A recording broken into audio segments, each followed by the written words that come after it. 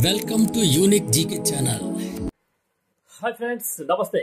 ఆదిమ గెలాక్సీని గుర్తించిన James Webb telescope విశ్వం ఆవిర్భవించిన కొన్ని కోట్ల ఏళ్లకే పుట్టినటువంటి ఓ ఆదిమ గెలాక్సీని జేమ్స్ వెబ్ టెలిస్కోప్ తాజాగా గుర్తించింది.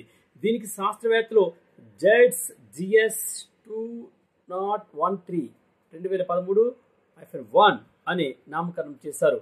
విశ్వం సృష్టి అయినటువంటి 13.8 బిలియన్ సంవత్సరాల క్రితం కేవలం 330 మిలియన్ సంవత్సరాలకే ఇది ఏర్పడిందని అంచనా వేస్తున్నారు. అంటే ఇది ఇప్పటికీ తెలిసిన అత్యంత పురాతన గ్యాలక్సీలలో ఒకటి. ఈ అధ్యయనం ప్రముఖ నేచర్ జర్నల్లో ప్రచురించబడింది. అయితే ఈ జైడ్స్ గెలాక్సీ విశిష్టత ఏమిటంటే పరిమాణంలో ఇది మన పాలపొంతతో పోలిస్తే 100 రెట్లు చిన్నది. అయితే దాదాపు 230 కాంతి సంవత్సరాల విస్తీర్ణంలో ఉంది.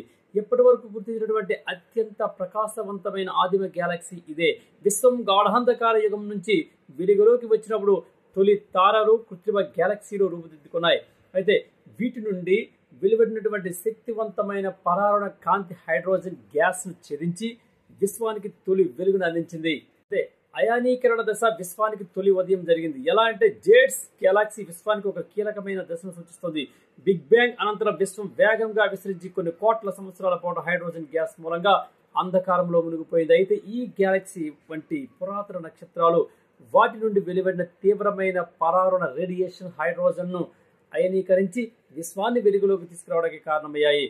జైడ్స్ గెలాక్సీ వల్ల విశ్వంలో అయనీకరణ ప్రక్రియ ఎలా ప్రారంభమైందో స్పష్టంగా అర్థమవుతుందని కాస్మిక్ డాన్ సెంటర్ పెన్హెగెన్ విశ్వవిద్యాలయంకు చెందిన ప్రముఖ ఖగోళ భౌతిక శాస్త్రవేత్తలు తెలిపారు. ఇది ఫ్రెండ్స్ జేమ్స్ వెబ్ టెలిస్కోప్ నుండి వచ్చినటువంటి ఫ్రెష్ న్యూస్. థాంక్యూ.